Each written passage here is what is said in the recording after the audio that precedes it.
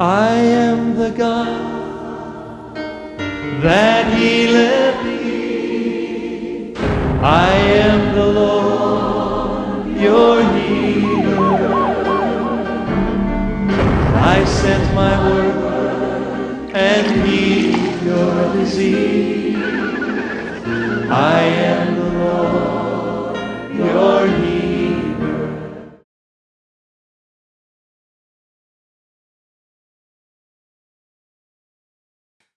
இயேசு கிறிஸ்துவின் இனிய நாமத்தினாலே உங்கள் அனைவரையும் அன்போடு வாழ்த்தி இந்த நிகழ்ச்சிக்குள் வரவேற்கிறோம். இயேசுவின் தழும்புகளால் நிகழ்ச்சியின் மூலமாக உங்களை மீண்டுமாக சந்திப்பதிலே பெரும் மகிழ்ச்சி அடைகிறோம். இந்த நாளின் தியானத்திற்காக எடுத்துக்கொள்ளப்பட்ட தலைப்பு கிறிஸ்துவின் வருகை. கிறிஸ்துவின் வருகையை குறித்தும் வருகையின் போது உள்ள அடையாளங்களை குறித்து நாம் தொடர்ந்து தியானிக்க இருக்கிறோம். உலக சரித்திரத்திலே மிகவும் முக்கியமான நிகழ்வு எதுவென்றால் கிறிஸ்துவின் பிறப்பு. கிறிஸ்துவின் பிறப்பினால் உலக சரித்திரம் இரண்டாக பிளக்கப்பட்டது. கிறிஸ்துவுக்கு முன், கிறிஸ்துவுக்கு பின் என்று உலக சரித்திரத்தையே இரண்டாக பிரித்த சம்பவம் கிறிஸ்துவின் பிறப்பு. கிறிஸ்துவின் பிறப்பின் மூலமாக தேவனுடைய அன்பு வெளிப்பட்டது. எவ்வளவாய் பிதாவாகிய தேவன் மனுக்குலத்தை நேசித்தார் என்பதை கிறிஸ்துவின் பிறப்பு வெளிப்படுத்தினது. பிதாவின் அன்பு கிறிஸ்துவின் பிறப்பிலே வெளிப்பட்டது. அதைத் தொடர்ந்து கிறிஸ்துவின் மரணம், கிறிஸ்துவின் உயிர்த்தெழுதல் மூலமாக கிறிஸ்துவின் வல்லமை வெளிப்பட்டது. உலகத்தில் நிகழ்ந்த மிக முக்கியமான இரண்டாவது நிகழ்வு என்னவென்றால் கிறிஸ்துவின் மரணமும் அவருடைய உயிர்த்தெழுதலும். கிறிஸ்துவின் மரணம், உயிர்த்தெழுதல் மூலமாக பிசாசின் ஆதிக்கம், மனுக்குலத்தை அடிமைப்படுத்திக் கொண்டிருந்த பிசாசின் ஆதிக்கம் முடிவு பெற்றது. கிறிஸ்துவின் மரணம், உயிர்த்தெழுதல் மூலமாக கிறிஸ்து மரணத்தை ஜெயமாக விழுங்கினார். மரணத்தை வென்றார், பிசாசை வென்றார். பிசாசின் ஆதிக்கம் உடைக்கப்பட்டது. இந்த இரண்டு நிகழ்வுகளும் ஏற்கனவே நடந்து முடிந்துவிட்டது.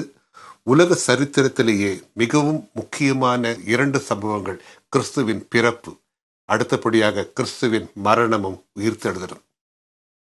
கிறிஸ்துவின் பிறப்பை குறித்தும் அவருடைய மரணத்தை குறித்தும் அவருடைய உயிர்த்தெழுதலை குறித்தும் கிறிஸ்துவின் இரண்டாவது வருகை குறித்தும் ஏற்கனவே தீர்க்கதரிசிகள் கிறிஸ்துவின் பிறப்பிற்கு முன்பாகவே முன்னறிவித்து விட்டார்கள். அவர்கள் முன்னறிவித்தபடியே கிறிஸ்துவின் பிறப்பும் அவருடைய மரணமும் உயிர்த்தெழுதலும் நிறைவேறிவிட்டது. இனி நிறைவேற வேண்டிய மூன்றாவது முக்கியமான இறுதியான உலக சரித்திரத்திலே மிகவும் முக்கியமான ஒரு சம்பவம் எதுவென்றால் கிறிஸ்துவின் இரண்டாம் வருகை. அவர் திரும்ப வரப்போகிறார்.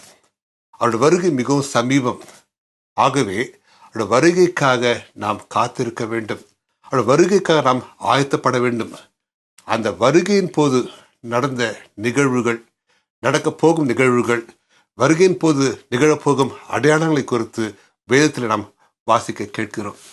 ஆம், நம் ஆண்டவராகிய இயேசு கிறிஸ்து இந்த உலகத்தை விட்டு கடந்து செல்வதற்கு முன்பாகவே தன்னை பின்பற்றின, தான் நேசித்த, தான் தெரிந்து கொண்ட தன் சீஷர்களிடம் அவர் வருகையின் போது நிகழப்போகும் நிகழ்வுகளை அவர் வெளிப்படுத்தினார். அவருடைய சீஷர்கள், அன்பான சீஷர்கள், அவர் தனிமையிலே வந்து சந்தித்து, ஆண்டவரே, உம்முடைய வருகைக்கும் உலகத்தின் முடிவிற்கும் என்ன அடையாளம் என்று கேட்டார்கள். தனித்து தன்னிடம் வந்த சீஷர்களிடம் அவர் தனித்த சூழ்நிலையிலே அவர்களிடம் அதை வெளிப்படுத்தினார். அதை நாம் வேதத்தில் வாசிக்கிறோம். மத்தேயு 24ஆம் அதிகாரம் 3ஆம் வசனத்திலே நாம் வாசிக்கிறோம். எடுத்து வாசிக்கிறேன், கேளுங்கள். பின்பு அவர் ஒலிவ மலையின் மேல் உட்கார்ந்திருக்கையில் சீஷர்கள் அவரிடத்தில் தனித்து வந்து, இவைகள் எப்பொழுது சம்பவிக்கும்? உம்முடைய வருகைக்கும் உலகத்தின் முடிவுக்கும் அடையாளம் என்ன? எங்களுக்கு சொல்ல வேண்டும் என்றார்கள். இயேசு கிறிஸ்து தான் மரிப்பதற்கு முன்பாக தன்னுடைய சீஷர்களிடம் தனித்திருக்கையிலே வெளிப்படுத்தின சத்தியங்கள், இவைகளை நாம் மத்தேயு 24 அதிகாரத்திலும், மார்க்கு 13 அதிகாரத்திலும், லூக்கா 21 அதிகாரத்திலும் நாம் வாசிக்கிறோம். ஆமா, கர்த்தர் தன்னுடைய பிள்ளைகளுக்கு, தன்னுடைய சீஷர்களுக்கு மட்டும் தனித்து கூறின இந்த காரியங்களை நாம் இந்த பகுதியிலே வாசிக்கிறோம். இவைகளை நம் ஆண்டவராகிய இயேசு கிறிஸ்து பொது இடங்களிலோ பொதுமக்கள் மத்தியிலோ கூறவில்லை.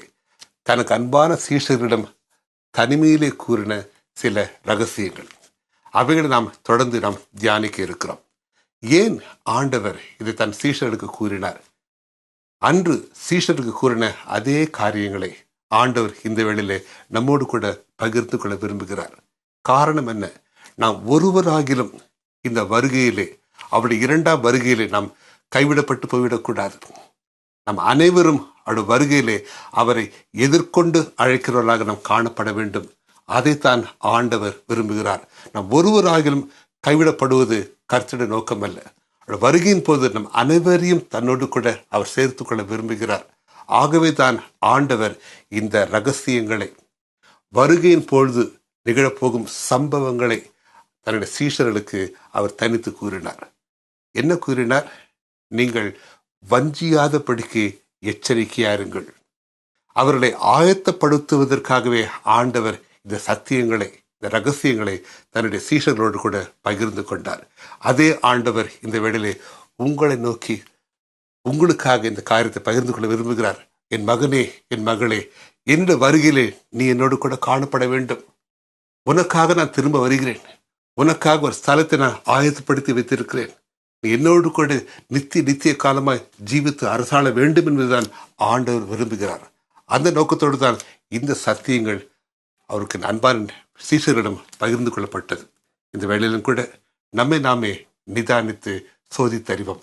இன்று கர்த்தருடைய வருகை இருக்குமானால் நீ அங்கு காணப்படுவாயா? வருகையில நீ இயேசுவோடு கூட நீ காணப்படுவாயா? அதை நிச்சயப்படுத்திக் கொள்ளுங்கள். உலகத்திலே அநேக காரியங்கள் உண்டு. உங்கள் வாழ்க்கையிலே அநேக நோக்கங்கள் இருக்கலாம். ஆனால் மிக முக்கியமான நோக்கம் எதுவென்றால், வருகையிலே நாம் காணப்பட வேண்டும். அவரோடு கூட நாம் காணப்பட வேண்டும். வருகையின் போது நிகழக்கூடிய சம்பவங்களை நாம் 7 வகையாக பிரிக்கலாம். வருகையின் போது முதலாவது, உங்களுடைய தனிப்பட்ட வாழ்க்கை பாதிக்கப்படும். உங்கள் தனிப்பட்ட வாழ்க்கையிலே எப்படிப்பட்ட சூழ்நிலைகளை, எப்படிப்பட்ட காரியங்களை நீங்கள் சந்திப்பீர்கள், அல்லது வருகை நாட்களிலே உங்கள் தனிப்பட்ட வாழ்க்கையிலே நிகழக்கூடிய சம்பவங்களையும் ஆண்டவர் ஏற்கனவே முன்னறிவித்திருக்கிறார். முதலாவது, உங்களுடைய தனிப்பட்ட வாழ்க்கை பாதிக்கப்படும். Your personal life will be affected. அடுத்தபடியாக ஆண்டவர் கூறுகிறார், உங்களுடைய குடும்ப வாழ்க்கையிலே நேரிடக்கூடிய சூழ்நிலைகள், வருகை நாட்களிலே உங்கள் குடும்ப வாழ்க்கை எவ்வாறு பாதிக்கப்படும், அது ஏற்கனவே முன்னெச்சரிக்கையாக ஆண்டவர் அறிவித்திருக்கிறார். மூன்றாவதாக நிகழக்கூடிய காரியங்கள், உங்களுடைய சபை, நீங்கள் பங்கு கொண்டிருக்கும் உங்கள் சபையிலே நேரிடக்கூடிய காரியங்கள், நேரிடக்கூடிய சூழ்நிலைகளையும் ஆண்டவர் ஏற்கனவே முன்னறிவித்திருக்கிறார். அடுத்தபடியாக நான்காவதாக, உலகத்திலே, நாம் வாழ்கிற இந்த உலகத்திலே நிகழக்கூடிய அநேக காரியங்களை கூட ஆண்டவர் ஏற்கனவே முன்னறிவித்திருக்கிறார். அதைத் தொடர்ந்து ஐந்தாவதாக, உலகத்தை சுற்றியுள்ள வான மண்டலத்திலே நேரிடக்கூடிய காரியங்கள், நாம் காணக்கூடிய காரியங்கள், நாம் காணும் காரியங்கள், காணப்போகிற காரியங்களையும் ஆண்டவர் ஏற்கனவே முன்னறிவித்திருக்கிறார். ஆறாவதாக, ஆவிக்குரிய மண்டலத்திலே, இந்த உலகத்தின், இந்த பிரபஞ்சத்தின் அதிபதி பொல்லாத சேனைகளோடு ஆளுகை செய்கிற அந்த ஆவிக்குரிய மண்டலத்திலே நிகழும் காரியங்கள், அந்த ஆவிக்குரிய மண்டலத்தினால் ஏற்படக்கூடிய காரியங்கள், அதையும் ஏற்கனவே ஆண்டவர் முன்னறிவித்திருக்கிறார். ஏழாவதாக, ஆண்டவர் தெரிந்து கொண்ட இஸ்ரவேல் தேசம், யூத ஜனங்கள், இஸ்ரவேலர் மத்தியிலே நிகழக்கூடிய காரியங்கள், அந்த தேசத்தை சுற்றிலும் நிகழக்கூடிய காரியங்களையும் ஆண்டவர் ஏற்கனவே முன்னறிவித்திருக்கிறார். ஆகவே வருகையின் பொழுது நிகழக்கூடிய, நிகழ்ந்து கொண்டிருக்கும், நாம் காண்கிற, காணப்போகிற சகலத்தையும் ஆண்டவர் ஏற்கனவே தம்முடைய பிள்ளையாக நமக்கு முன்னறிவித்து விட்டார். ஏன் ஆண்டவர் இதை கூறினார்? நாம் ஒருவராகிலும் வஞ்சிக்கப்பட்டு மோசம் போய்விடக்கூடாது. நாம் எச்சரிக்கையாக இருக்க வேண்டும். நமக்கு கொடுக்கப்பட்ட, நமக்கு அருளப்பட்ட அந்த ரட்சிப்பை காத்துக்கொள்ள வேண்டும். நம்முடைய விசுவாசத்தை காத்துக்கொள்ள வேண்டும். அதுதான் பவுல் கூறுகிறார். எபேசியர் 5ஆம் அதிகாரம் 15 முதல் 17 வரை எடுத்து வாசிக்கிறேன், கேளுங்கள். ஆனபடியினாலே நீங்கள் ஞானமற்றவர்களைப் போல நடவாமல் ஞானம் உள்ளவர்களைப் போல கவனமாய் நடந்து கொள்ள பார்த்து, நாட்கள் பொல்லாதவைகளானதால் காலத்தை பிரயோஜனப்படுத்திக் கொள்ளுங்கள். ஆகையால் நீங்கள் மதியற்றவர்களாய் இராமல் கர்த்தருடைய சித்தம் இன்னதென்று உணர்ந்து கொள்ளுங்கள். ஆம், இந்த பொல்லாத நாட்களிலே, இந்த கடைசி நாட்களிலே நாம் ஞானமுள்ளவர்களாய் நம் காலத்தை, நமக்கு கொடுக்கப்பட்ட சந்தர்ப்பத்தை பிரயோஜனப்படுத்திக் கொள்ள வேண்டும். நாம் பிசாசின் தந்திரங்களில் விழுந்துவிடாதபடிக்கு நம் ரட்சிப்பை, நம் விசுவாசத்தை காத்து கொள்ள வேண்டும். நாம் எவ்வாறு ஆயத்தப்படுவது, எவ்வாறு ஆயத்தமாக இருப்பது என்பதை குறித்து நாம் தொடர்ந்து தியானிக்க இருக்கிறோம். உன் தேவனை சந்திக்கும்படி நீ ஆயத்தப்படு. ஆமோஸ் தீர்க்கதரிசி கூறியிருக்கிறார். ஆம், நாம் ஆயத்தத்தோடு விழிப்புணர்வாக நாம் காணப்பட வேண்டும். அவருடைய வருகையின் போது உலகத்திலே 2 வகையான கூட்டத்தை காணலாம். ஒன்று, ஆயத்தம் இல்லாதவர்களாக, ஐயோ நான் என்ன செய்வேன் என்று நடுங்குகிற, கலங்குகிற, திகிலடைந்து மலைகளே எங்களை மறுத்துக் கொள்ளுங்க என்று கூறுகிற, கூப்பாடு போடுகிற ஒரு மக்களை காணலாம். அடுத்த வகை கூட்டம், என் நேசர் வந்துவிட்டார், என் மணவாளன் வந்துவிட்டார் என்று ஆவலோடு மகிழ்ச்சியோடு அவரை எதிர்கொண்டு அழைக்கும் ஒரு மகிழ்ச்சி நிறைந்த கூட்டத்தையும் காணலாம். நீங்கள் எந்த கூட்டத்தை சேர்ந்தவர்கள்? இந்த வேளையிலும் கூட, இந்த வேளையிலே, இந்த நிமிடத்திலே கர்த்தருடைய வருகை இருக்குமையானால் நாம் அவரோடு கூட காணப்படுவோமா? அவரை எதிர்கொண்டு அழைக்கிற கூட்டத்திலே ஒருவராக நாம் காணப்படுவோமா? ஆண்டவர் நம்மை நேசிக்கிற தேவன். இந்த வேளையிலே கர்த்தர் உங்களை அழைக்கிறார், உங்களை தம்மிடமாக அழைக்கிறார். இந்த வேளையிலே உங்களுக்கு ஒரு சந்தர்ப்பம் கொடுக்கப்படுகிறது. முதலாவது நாம் உறுதிப்படுத்திக் கொள்ள வேண்டிய காரியம், நான் இயேசுவுக்கு சொந்தமானவன், என் இயேசு எனக்கு சொந்தமானவர். ஆம், அதை உறுதிப்படுத்திக் கொள்வோம். என் நேசர் இயேசு என்னுடைய மணவாளன், நான் அவருக்காக நியமிக்கப்பட்ட மணவாட்டி, அதை நாம் உறுதிப்படுத்திக் கொள்வோம். இந்த வேளையிலும் கூட, ஆண்டவரே என்னை ஏற்றுக்கொள்ளும், ஆண்டவரே என்னை உங்களுடைய பிள்ளையாக ஏற்றுக்கொள்ளும். நான் உம்மை என்னுடைய தெய்வமாக, என்னுடைய இரட்சகராக ஏற்றுக்கொள்கிறேன். இதுவரை நான் என் நாட்களை வீணாக்கி விட்டேன். இனி ஆண்டவரே, இந்த நிமிடம் முதற்கொண்டு கர்த்தாவே, நான் உம்முடைய பிள்ளை. உங்களுடைய வருகைக்காக நான் அவரோடு காத்திருக்கிறேன். எனக்காக நீ ஆயத்தப்படுத்தி வைத்திருக்கும் ஸ்தலத்திலே நான் உம்மோடு கூட காணப்பட வேண்டும் என்று கர்த்தரை நீங்கள் உங்கள் சொந்த தெய்வமாக, இயேசு கிறிஸ்துவை உங்கள் இரட்சகராக ஏற்றுக்கொள்வோம். அதுதான் நம்முடைய ஆயத்தத்தின் முதற்படி. இந்த வேளையிலும் கூட நாம் கர்த்தரோடு நாம் பார்ப்போம். நாம் இருக்கிற வண்ணமாகவே கர்த்தருடைய கரத்தில் நம்ம ஒப்புக் கொடுப்போம். நம் கடந்த கால வாழ்க்கை, நம்முடைய பாவங்கள், மீறுதல்கள் குறித்து மனசாவப்பட்டு, ஆண்டவரை என்னை மன்னியும், இந்த வேளையிலே என்னை பிள்ளையாக ஏற்றுக்கொள்ளும், உம்முடைய வருகையிலே நான் உம்மோடு கூட காணப்பட வேண்டும் என்று ஒரு தீர்மானத்தோடு கர்த்தரை நோக்கி நாம் பார்ப்போம், இயேசுவை நோக்கி நாம் பார்ப்போம். எங்களை நேசிக்கிற ஜீவனுள்ள பரமதகப்பனே, ஆண்டவரே, நீர் எங்களை நேசிக்கின்ற தெய்வம், எங்கள் மீது அன்பு வைத்திருக்கிற தெய்வம், எங்களை தேடி வந்த தெய்வம், எங்களுக்காக சிலுவிலே பாடுபட்டு மரித்து அடக்கமிடப்பட்டு பாதாளத்தை வென்று உயிரோடு எழுந்த தெய்வம், எங்கள் மத்தியில் ஜீவிக்கிற தெய்வம், எங்கள் மத்தியில் அசைவாடுகிற தெய்வம், எங்களுக்குள் ஜீவிக்கின்ற தெய்வம். ஆண்டவரே, இந்த வேளையிலும் கூட இந்த நிகழ்ச்சியை பார்த்து கொண்டிருக்கும் அன்பு பிள்ளைகளை உங்களுடைய பரிசுத்த கரத்திலே ஒப்புக் கொடுக்கிறேன். ஒருவராகிலும் கெட்டு போவது ஒரு சித்தம் இல்லை. இந்த வேளையிலும் கூட கர்த்தாவே, நாங்கள் ஒவ்வொருவரும் இந்த நிகழ்ச்சியை பார்த்து கொண்டு ஒவ்வொருவரும் நாங்கள் உடைய வருகையிலே உங்களை எதிர்கொண்டு அழைக்கும் பிள்ளைகளாக காணப்படத்தக்கதாக ஆண்டவரே, உடைய ரட்சிப்பை கர்த்தாவே ஒவ்வொரு பிள்ளைகளும் கட்டளிடுவீராக.